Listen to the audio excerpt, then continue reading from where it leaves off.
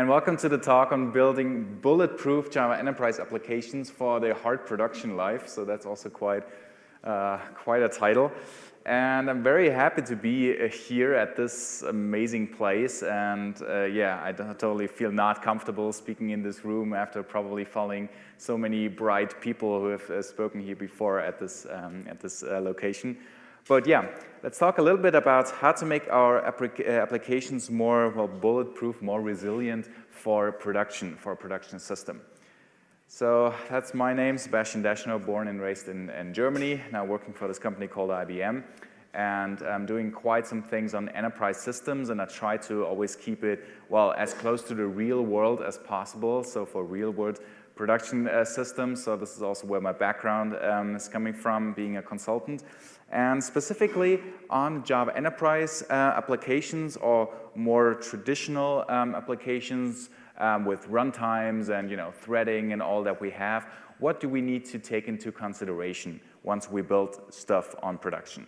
Because specifically using a lot of modern APIs, like descriptive ways of programming, using a lot of annotations, whether you use a Java enterprise way of writing things or Spring, it's very effective and productive to write code, and it's cool, it's fun.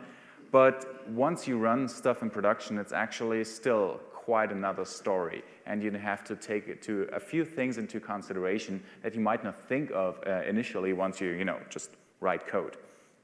So what I will show you is a few resiliency patterns and, of course, a lot of live coding and live demos. So I will break a lot of things, hopefully, during the next 50 minutes. And I will show you a very basic example. So I like coffee. So this is why I have a coffee shop example. Actually, two Java enterprise examples. One is called coffee shop, and the other one is called barista, just to stay in this coffee world. Two applications that run there in a setting where we actually, will apply some bulletproofness or some resiliency upon them. So let's dive into things. Can I have a chair somewhere? I'll just steal a chair because I will have to sit down. What's that? That's a Maven project. I have two projects. One is called Coffee Shop, and the other one is called Barista. And that runs here in a Java enterprise setting with just the Java EE API being provided. So a simple Maven artifact that's right now built using Java 11, JDK 11, but it's actually shipped and running on JDK 12. Who uses JDK 12 in production? Hands up. I know, right? Okay. Who uses JDK 11, 10, or 9 in production? Okay, I didn't expect that. Okay, who uses JDK 8? Hands up. Yeah, everybody, I know. So I'm using actually OpenLiberty here that runs already on JDK 12 as of this week or so, and also supports the other one. So you might have a look into, upgrading. So once you come past JDK 9, then it's easier, I promise. So yes, and actually I quickly want to walk you through the code. It's not that much about the business logic, what it's doing here, and I prepared a few for you already, and then we apply some more bulletproofness.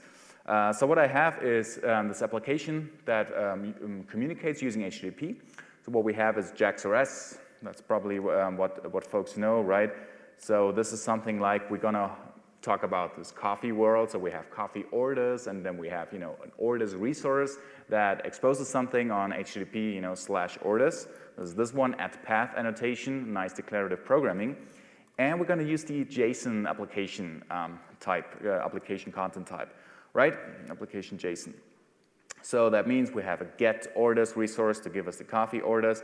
And much more importantly, we have something like, please order a coffee, right? So HTTP post, we're posting some JSON to that resource with the declarative way of mapping our objects. And then what we have, let's step a little bit through that demo code here. We're going to order something, so that's our business logic, right, to order a coffee. And mostly what that does, as I told you, it uses another external system. So this is where things get a little bit more interesting. So we're going to have a synchronous HTTP connection and a lot of things that can go wrong, right? So we're going to use a plain HTTP client here, the barista client, a gateway class, in order to, start a coffee brewing process, something like this. So that means we have another class called barista, and that's about it. That does the HTTP client thing. So I use JAX-RS on the client side here to connect to, well, a backend that's called Barista, and, well, you know, put some JSON and so on and so forth. So that's about it for now. What I also do, just because I can, I run this in Docker containers. So even locally on a local development environment, I run Docker containers. That means in this case at least 2 containers. Why 2? Well, we have independent applications, you know, like microservices or independent deployments. That means 1 application, you know, per deployment artifact per container. That's all a single thing. And that means we have a Docker file, or actually 2 of them, where I use, and in the Java Enterprise world that's actually quite easy, where I use a base image that's now, well, using everything that my application needs in order to live, right? Typical for Docker, so in our case, that is, you know, some runtime, I use OpenLiberty, some JDK installation, I use OpenJNI for JDK 12 now, and a few other things. Plus, I add some, you know, configuration, some optional one, and then finally, I add my application as thin deployment artifact. So that's going to be super fast and going to leverage the copy and write file system layer of Docker. All right. And as you might guess, the one for the Barista system looks very similar. Also uses the same stack, actually, just because, and also the Barista war deployment artifact. So what I can do, I can actually build and run the whole thing. So let's do this. And then finally, we can order some coffee. So what I have a project here where I can just say, please Docker run a Barista system, and run the whole example. So I have a Barista container then, and I could do the same thing for a coffee shop application. But actually what I do, I'm going to run this a little bit differently.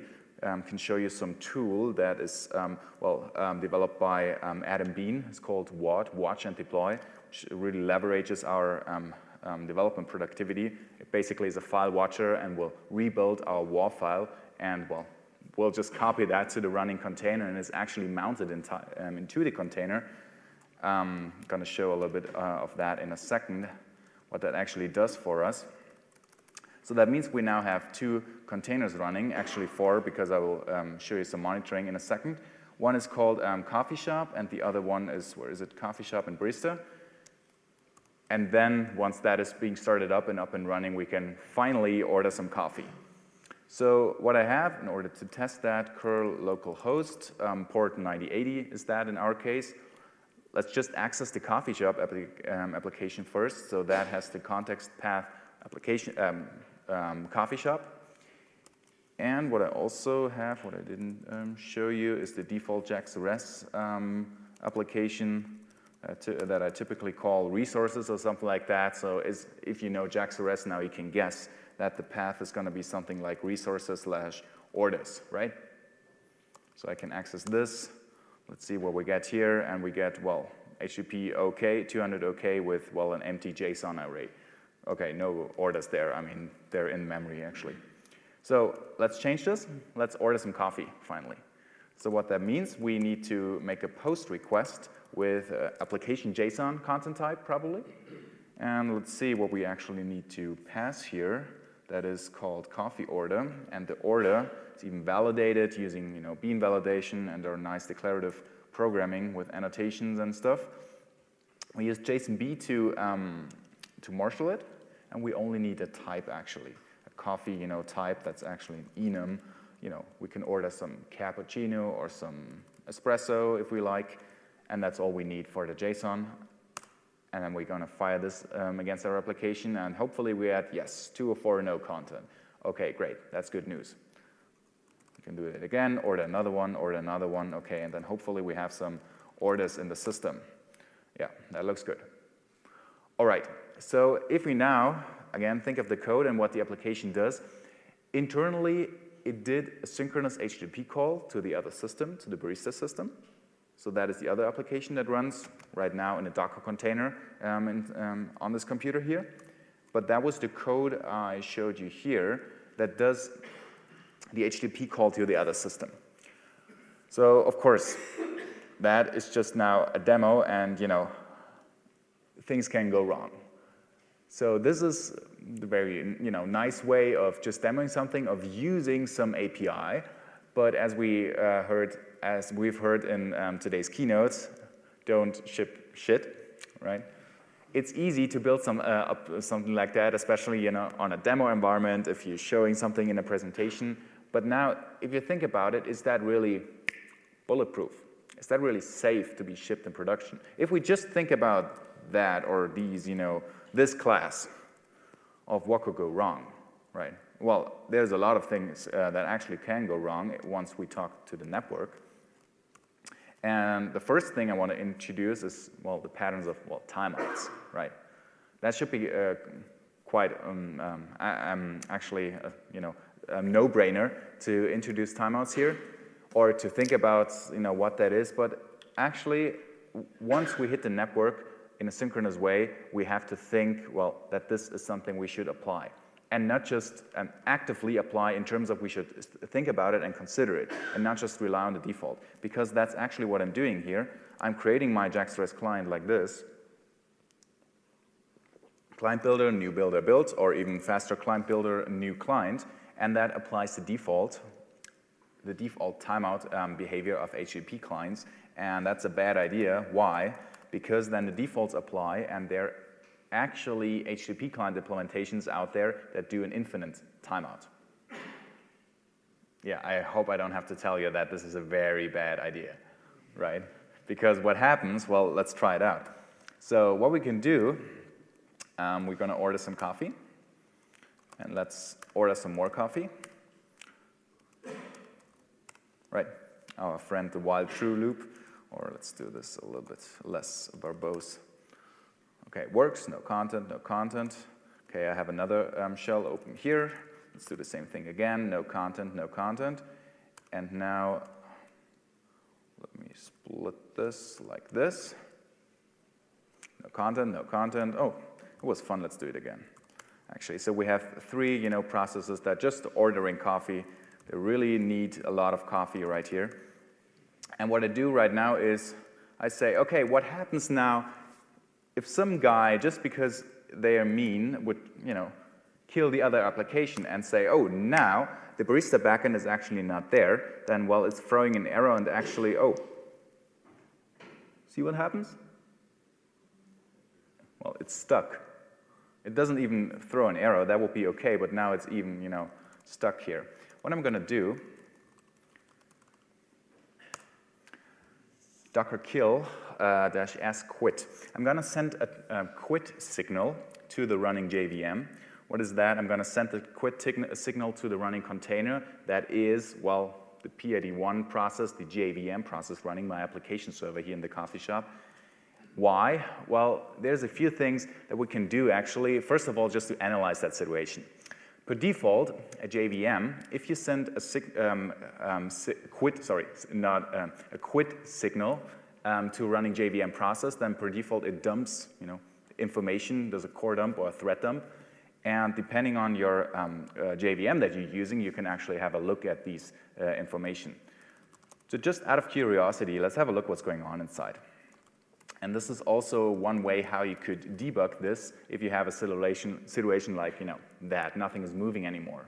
And, you can imagine once you have enough threads in that state, then, your application is not utilizing any resources, but basically dead. It's stuck. So let's have a look at the container. And what we can do here is, I told you I just made a dump using this signal. And as you see, these signals also work inside containers. It's actually the same thing. It's just a running, Linux process. And it's introducing a Java core dump file. This is now specific to OpenJ9 that I'm running. And just, out of curiosity to look into things, right? This is what this place, Zuren, is telling us, to be curious, to explore. Let's look at what's going on here. So that is now very low-level specific.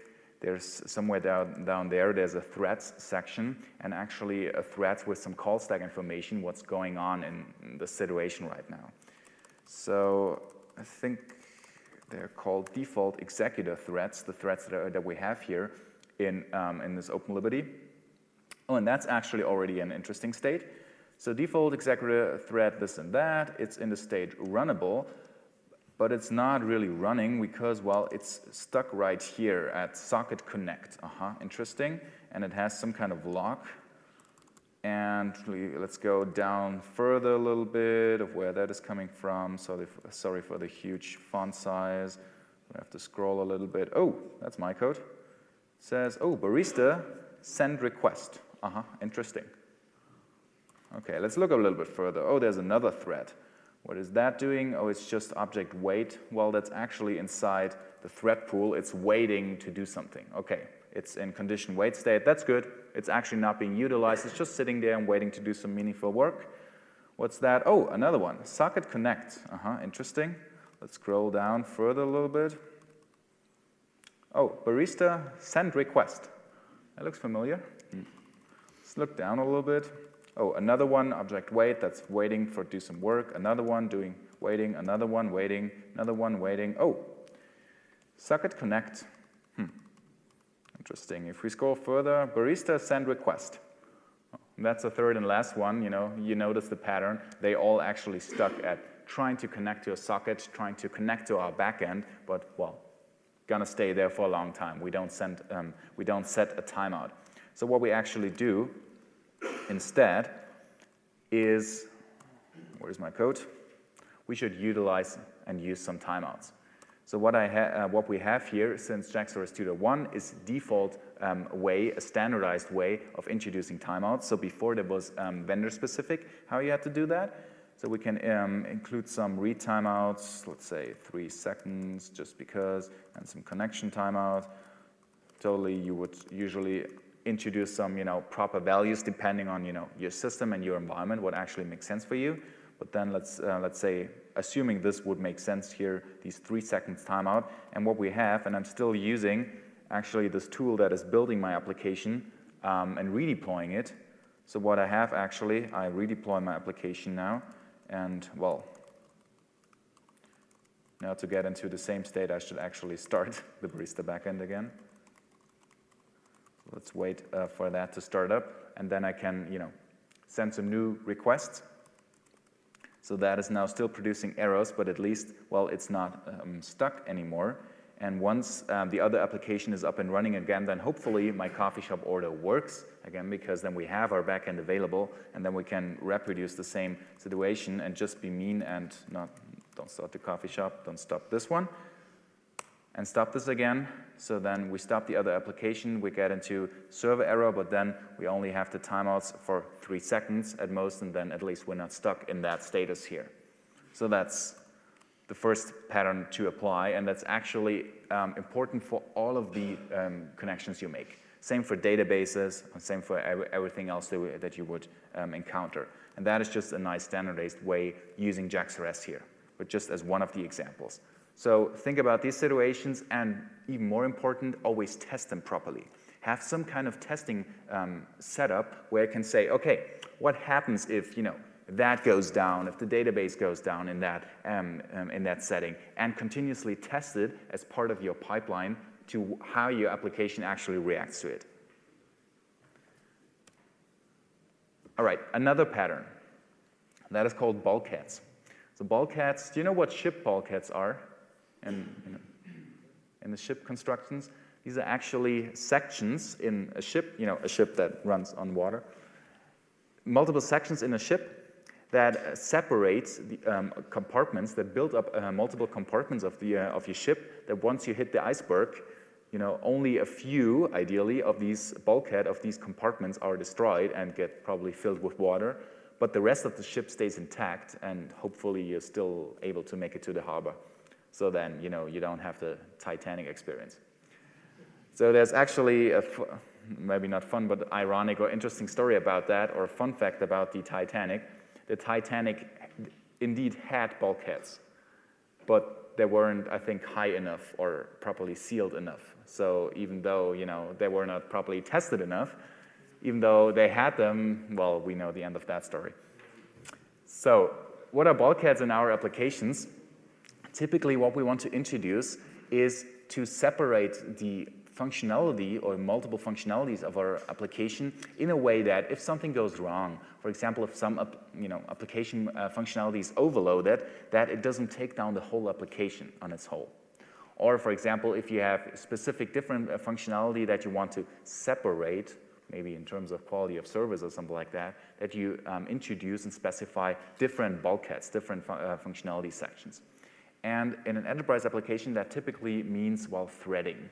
That means different thread pools. So we're going to talk a little bit about thread pools and how they work. I have some nice ASCII art diagram for you.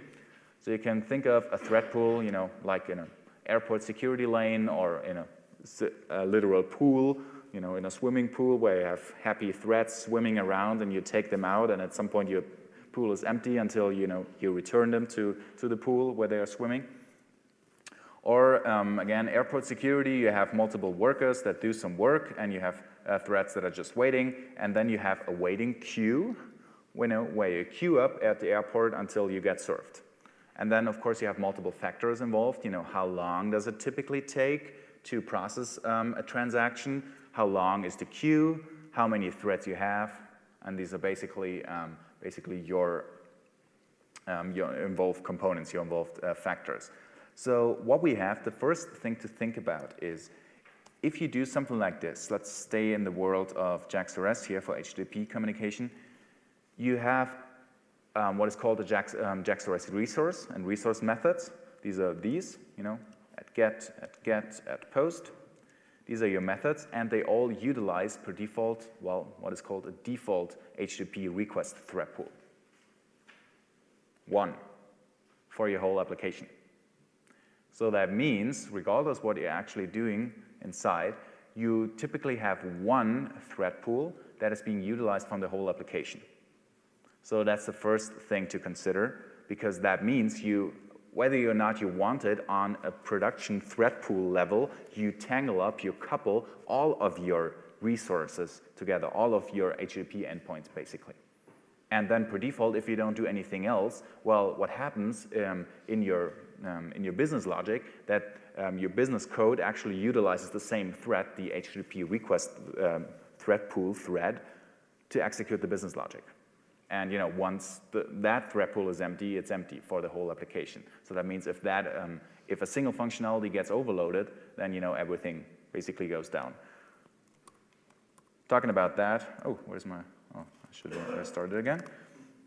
Talking about that, let's do some demo again and break things just for fun. So I'm gonna show two different calls. First of all is what I'm doing here. I'm trying to order some coffee, and once the barista backend is working, now we can order some coffee again. And the other one, just to have two different examples here, is I'm gonna read some coffee. Read and get some coffee here. So assuming we would like to split the functionality of my application here into order coffee and read coffee into two different bulkheads, I'm going to try this out because, for example, what happens if you have a lot of requests in your system, a lot of people want to read the current status of their coffee order, but some other people want to order some coffee, then definitely you want all your coffee orders to get in, to be served properly, maybe with a higher priority than folks who are just reading the status, because these might be more valuable for your business because they're actually making money, these other requests, for example. So let's do this, and then I have a nice script that just overloads my system. That is called load test.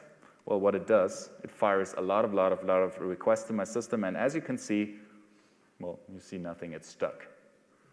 Until that load test, that's actually a Fortio load testing tool that sends, I don't know, a few thousand requests per second to my poor system here, and as you can see, the whole system is being overloaded, and the whole request thread pool is just empty. It's not going to catch up with all that work. And the point is, well, for all methods, even for posting new coffee orders, once I set that, it's just dead. So that is introducing a few things, or a few questions actually. First of all is then is the quality of service, or actually the notation of predictability of how my application is going to react, or how responsive my application is. Because first of all, why is the 99.9% of the requests taking longer than 5 seconds? That should not be a thing, right? I don't want to wait 5 seconds, regardless whether I'm going to be served or not. That's just way too long, depending on what the SLA, what the service level agreement response time of your application is. That's not going to work, right? And again, I'm just using a default setting here. And the other thing is to, again, introduce bulkheads to actually split that up. So what we do, we introduce a notation of, well, backpressure here, not in a reactive way on a client, how they actually react to some backpressure, to some pressure behavior, but on the server side, that we here, well, notify, quote unquote, our clients or anybody who's trying to connect that we're currently under heavy load, and there are multiple ways to do that, and one way is just, throwing errors, for example, of saying, okay, now we're not going to be served. And why? Well, the whole point is of being predictable. It's much better to eagerly fail and say, okay, this is not going to work, rather than making the user wait 5 seconds, regardless whether they get a response or not. So in this case, we're actually saying, okay, meeting our response time, our service level agreement, for example, let's say responding in 200 milliseconds or less or something like that, is more important than making progress, than actually giving an answer. So this is now the notation that we're going to introduce, saying, okay, we're predictable. Regardless what happens, we're going to serve you within, whatever, 200 milliseconds. And that's pretty much it. So in that case, what we want to introduce is, well, first, multiple bulkheads, and then the notation of having predictable response times here. Now, what we're going to introduce is the follows, that we say, first of all, we want to get rid of that default HTTP request thread pool, because that's just tangling up all of these resources. And luckily, since JAX-RS 2.0, I think we can use asynchronous JAX-RS resources.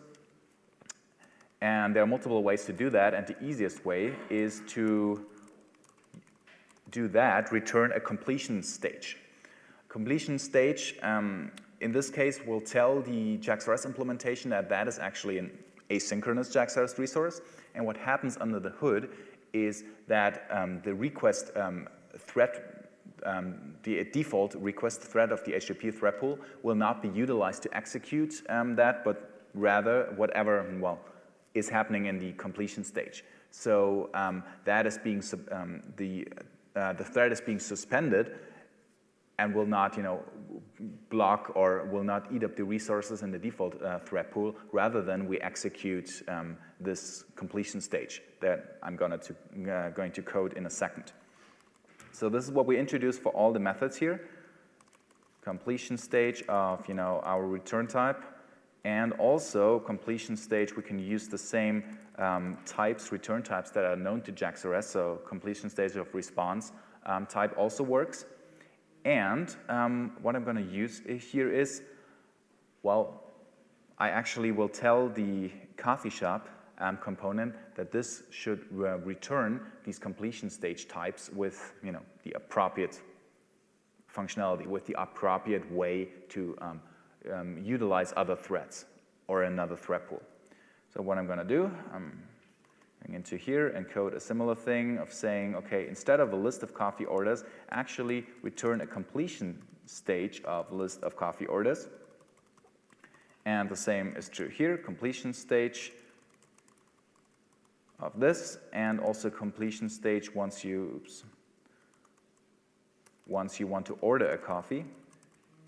Same here. We're going to finish that in a second, and now we can go back to our resource and fix everything there. So this method works already, since we're just passing the completion stage type that are created somewhere else, using a notation of a thread pooling that is going to be used. And here we're going to say get orders. This is a completion stage, so what we have to do is to say then apply, and for the orders, orders.stream, and map this and doing this. You correct me if I make some coding mistakes, okay? Works? Yes. Good. And the same is true down there. So what we say, okay, we're gonna return that instead. So what we can say is return the coffee shop order coffee, then apply our response, in this case, like this, right? Response no content builds, so that works. Or exceptionally, if there is exception, then we're gonna do something like this, status, and return that. Works? Agree? Again, you're checking my code. So it's your fault also if it doesn't work. Sorry? I missed the bracket on the stream. There's no arrow here, at least. So the compiler says no. You mean this one? Apply the stream and then afterwards map it and then afterwards collect it, and that's going to be applied after the completion stage returns. Yeah. I think this works. Let's see. We're going to try out. So there's another, yeah, I missed the curly bracket now. It's green. Okay, now implement this. What we're going to do, well, we're actually going to utilize functionality that is called MicroProfile fault tolerance, or not a functionality, it's actually a project in the MicroProfile, Eclipse MicroProfile, you know, not foundation, but movement, so to say, which we could think of as an extension for the Java EE or Java Enterprise standards out there, or at least we can use it that way. So if we have a runtime that supports both, you know, all the traditionally included Java Enterprise APIs, such as JAX-RS and CDI and everything we're using here, and MicroProfile, OpenLiberty is an example for that, then we can, you know, use that as well here. So what I'm going to do is I'm going to go to the POM file of my coffee shop, MicroProfile fault tolerance, and includes the fault tolerance API, version 2.0. And what I can actually use then is two more annotations here. One is called bulkhead, and the other one is called asynchronous, but the one from Eclipse MicroProfile fault tolerance here. And what I can do, I can actually specify, well, a few things. The size of the bulkhead and the size of the waiting queue. I just use 4 for both. And then what I can actually do, I can say, okay, this is going to be returned. And in this case, I use the completable future. That is going to be completed at that case once the method returns. Completable future. So now this is, well, not really a thread pool, but what happens under the hood, that MicroProfile fault tolerance, that the implementation will swap out the completion stage implementation that's actually being used for something that uses a thread pool that is provided by the runtime. So if you know about Java Enterprise concurrency, then you might know, don't start your own threads. You know, threads are supposed to be managed by the application container or application server or whatever runtime you have, but use some functionality that actually does it for you. And that is one example that does it for you, this bulkhead example. And what that's going to do, well, it's going to provide you the functionality to have a completion stage here that we can use in our asynchronous JAX-RS method. And we also have the bulkhead here. We're going to limit it to be executed, well, max 4 times in a synchronous way. And we're going to specify a queue length. I'm going to talk about that in a second. So once that is being redeployed, building, now success, that works, great. It's going to be redeployed, and now it's working again. Then hopefully what we can do is fire up a load test, and now we get, well, 5 of 3 arrows, which is good in this case because we get them, well, immediately. So you saw that this functionality, the creating new coffee, was not even, you know, tangled by that. It just went on. And the read some coffee functionality, well, either immediately, you know, produced a result or immediately produced an error. Let's do this again. So we can see that that still works, and depending on, you know, whether we're lucky or not, whether we get into the queue, we get a result or we immediately get a rejection. So what that means, and what we actually calculated in that case, we are predictable of no, you know, that's gonna work within 200 milliseconds or whatever that now calculated is or not, or immediately we're going to be rejected. Because what happens if our queue is already full, then we get an exception that we now mapped to the 503 status code. And that's much better in our case. Why? Because then depending on what our client is doing, our client can actually go and say, okay, it didn't go into the queue, that means I got an error, but I got that error maybe after 5 milliseconds or so. And I still have 195 milliseconds to meet my user's SLA time. Maybe I can go to another system and still serve the request or do something else and handle the error, rather than eating up the whole SLA time anyway and still not even getting a response. So that's the idea. How to calculate these queue sizes, what I just did for an example to take 4 and 4, is there's something called a Little's Law out there in queuing theory. And that's basically all it is, and I told you these factors before. Well, it depends on, the average transaction time, how long does it typically take to handle the request, how many threads do I have, and, well, of course, how long is my queue, right?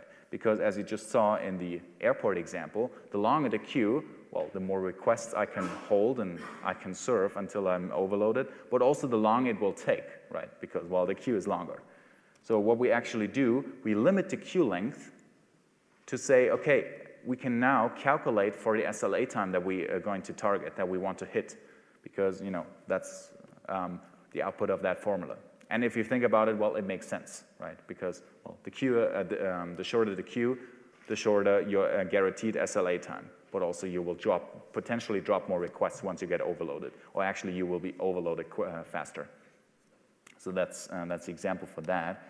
And just a recap to what to be aware of in Java EE threading is, well, first of all, our threads must be managed by the containers. So don't start your own threads. And just regard these thread pools and the queue sizes, the ones that we have in a system. And of course, think of or regard the default HTTP thread pool, the single one that we have out of the box per default for, well, servlets. And JAX-RS is one example of a servlet here. All right, the rejected executions, well, I handled them by just outputting, a 503 error or however you want to handle that. What else is there? Circuit breakers. Another resiliency pattern that comes from electrical engineering, actually. So circuit breaker is there to prevent, the house from burning down, prevent further damage, and saying, okay, it's better to, stop and not execute some functionality rather than to fail immediately. And what we do in this case, so for example, we could introduce a circuit breaker if the backend is not available and if some exception happens right here to, say, okay, we tried so and so often, and then if the backend is not available, then probably, it's going to take longer, so we don't even attempt it many times. So the question is now how useful circuit breakers are, because from experience, once the circuit breaker opens and, like breaks, then you actually have bigger problems anyway. So ideally, you would not, expect your circuit breaker to, well, actually open. Like, in a building, once the circuit breaker opens, once you trip it, then typically there's something wrong. So that's a question, how we should handle that anyway, and whether that's another way to handle, the situation once you get into there that your backend is not available. But that's a different story to be, and a different question to be asked on a business level, right? But what we can do here is, well, multiple things. We would introduce some functionality to say, talking about exceptions, for example, try it so and so often, and if you get an exception, well, that's okay. And if you get the exception too many times, then just open the circuit and don't even attempt it anymore, right? So you can do that using interceptors, for example, in Java EE world, writing your own interceptor. That's, not that hard, one class. Or, you use standard way to do that. MicroProfile fault tolerance actually includes such a functionality, a declarative way of annotating at circuit breaker. Well, and basically you're done. So you have a circuit breaker now with some default behavior. In this case, default is well, you have a request volume threshold of per default 20, or let's make it 10. So that's the number of invocations, your window where you're going to count, like how many times, you're trying to attempt 10 times where you're going to count, and then you see what the failure ratio is. For example, 0.3, and if more than 30% of these 10 within a window of 10 requests fail, then you're going to open and trip the circuit. And then once the circuit is tripped, it's not going to stay open forever. That will be, well, bad, because then you have to restart. But you're going to close it, or you're actually going to attempt to close it. It's called half open, that state, after per default 5 seconds, or let's make that 3 seconds, 3,000 milliseconds, and you can specify a bunch of other things, where you then specify the behavior of that circuit breaker functionality. So once that is being redeployed and built, then it, well, hopefully works here. But actually what we see, we don't need, oh, that was the wrong one, we don't need that anymore. Well, it still works because, nothing is failing right now. But what we can do, just for fun, we test this and we throw some exception, right? We still have our watch and deploy tool running in the background, so we're going to redeploy all the time. So let's say something like new random, next double, smaller than 0.3. Throw an exception, right? Just for fun. Boom. Ready for production, right? That code. Okay, let's rebuild and redeploy this, and then what happens is, well, sometimes you get a failure error. Let me output this in a better way. We actually have the error information available. So either it works, or you get the exception, or if you get the exception too many times, then what happens is you get a circuit breaker open exception. Now your circuit breaker is open, and as you can see, you get it all the time. It doesn't even attempt to call the system. You immediately fail, or then, you try it once again, actually after 3 seconds, and then if that works, it's closed again. Or let's have another example, hopefully. If it doesn't work, so if there's one exception directly after it was open, after it was half open, then it would be immediately open again. Yeah, like here. Let's try this again. So then depending on the state, it works or not. So that's this behavior. All right, so then we can add some circuit breaker. Let's redeploy this, and then it works again if we remove our exception. And we have that covered as well. What we can also introduce is there's another notation and a few other functionality in MicroProfile fault tolerance, a fallback behavior, for example, where you could specify, okay, what happens if you get actually an exception, and then you can specify a fallback behavior in that case if your circuit breaker is open to do something else depending on your notation of whatever you want to do on a code level. So that's nice that you can react to that on a code level as well. So what else is there for bulletproofness is, well, in general, you want to build up and define a test harness, some kind of test environment where you actually test all of these situations and many more that I just showed you. So everything that could potentially go wrong, will be tested, will be actually tested to go wrong, and then depending on how your application reacts within your test harness, within your deployment pipeline. So this is exactly the essence of how you're going to implement that continuous improvement that we heard this morning. Because by doing so, you define all of these situations that I just showed you, and many, many more that you might encounter in production, what actually happened then, and say, okay, oh darn, something went wrong. But now we're going to test for that in the future for each and every situation, so that's never going to happen again, because you make it part of your deployment pipeline. So other examples are database connection, pooling behavior. How does the pool behave once your database goes down? Does it come back up again afterwards? Marshalling behavior, same thing. How does our, do our JSON payloads being marshaled back and forth? Is that going to be tested properly? And also test whether your application, is overly strict on, refusing requests, for example, that would be sufficient for whatever you want to try to do, right? If you send the correct data, then you also should not, overly restrict it, right? Because then you're also more resilient to if something changes and you can accommodate for that change and you're still working if the data that's being sent is sufficient for you.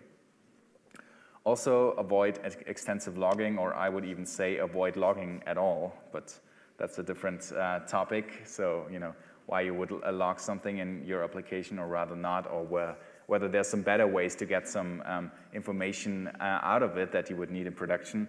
But that's, again, a whole talk on its own, but at least don't do extensive logging on, like string concatenation. That's the, I can tell you, #1 performance impact of what you have in production system. Anyway, what else is there?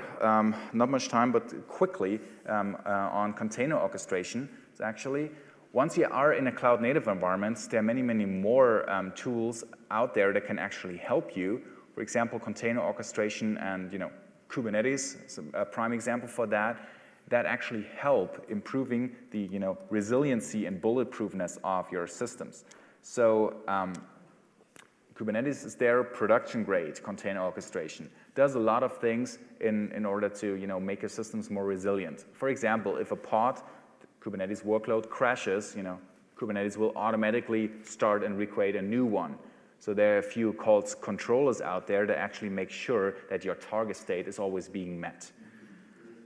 What I forgot to mention actually before, what is also nice about MicroProfile is that it introduces another thing called MicroProfile metrics that out of the box produce some Prometheus metrics. And if you use Prometheus and Grafana, that was actually the other 2 containers that have been running in my system, then you can use the default dashboard that's available for open source as well, and see some nice metrics. So I didn't configure that. That's being there out of the box, and it introduced the get orders, order coffee. It saw all of the fault tolerance methods that are in my system, and sees all of the invocations, how many do we have, bulkheads, concurrent calls, and you see that now this is over the threshold for the get order when my system was overloaded, and all of that. So that's very interesting as well here.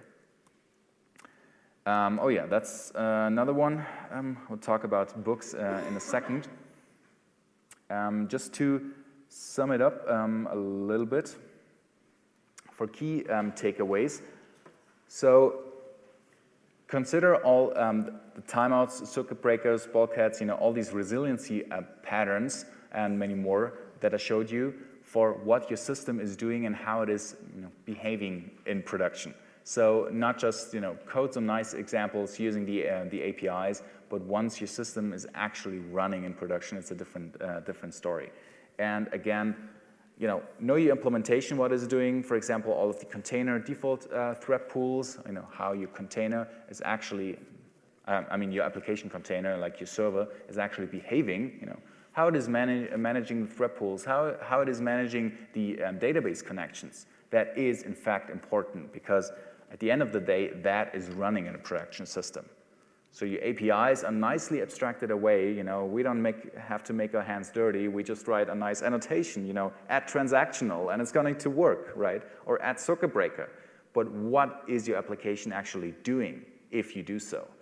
So it's very nice for us if we can use a very effective API, a declarative way of programming, but it's a different story, once you actually run it in production. So know your implementation and always test for these scenarios as well. Right, so always build up a test scenario where it can actually continuously improve. And another thing is, of course, automation. So what I just showed you in a few examples, for example, how I took the core dump of my JVM, in the threat pool situation, try to automate that, or not try, automate that in your production environment, that if you have that situation, for example, you automatically take all of these core dump files of your running containers, scrape all of them automatically, and then restart your application immediately so that you mitigate that error situation and still have all of that data that you can then analyze out of band, right? And define these processes. And the same is true for your whole development and deployment pipeline. So automate processes, how you also deploy to production, right? A continuous deployment pipeline is the best way how to improve the resiliency and bulletproofness of your application, right? And that also means not only that you can ship faster, but you can build some better processes and some more complex scenarios into that whole thing for your release schedule. How do you release your software, right? Do you do one big bang where a lot of things can go wrong? Or do you say, we have some more sophisticated scenario? For example, we do some canary deployment and automate that as well. And then container orchestration and service meshes, other technology can actually help you a lot in improving that. So you can use service meshes such as Istio, for more advanced traffic management, to do this canary things, or to even act as a fallback in resiliency patterns, to add some timeouts as well, or some circuit breakers and things like that, to just act as another fallback. There are a few resources that I want to share some more, so that's what I already showed. SRE workbook by Google, that's very interesting to read, also very interesting stories from real world for cloud setting and scenarios and production scenarios there. Another one, oh, that's a little bit small, that image. Release It, one of the most important books, I believe, for running something in production, as well as the continuous delivery. So that's what it's called, book as well. And then, well, also shameless plug on myself, writing modern Java EE applications. I wrote that book. You can actually, I didn't know it, but it's you can actually buy it outside and get a copy of that. And other than that, you will get all of the code, all of the resources available. We'll provide you a link, and I hope that was helpful. And thanks a lot for your attention.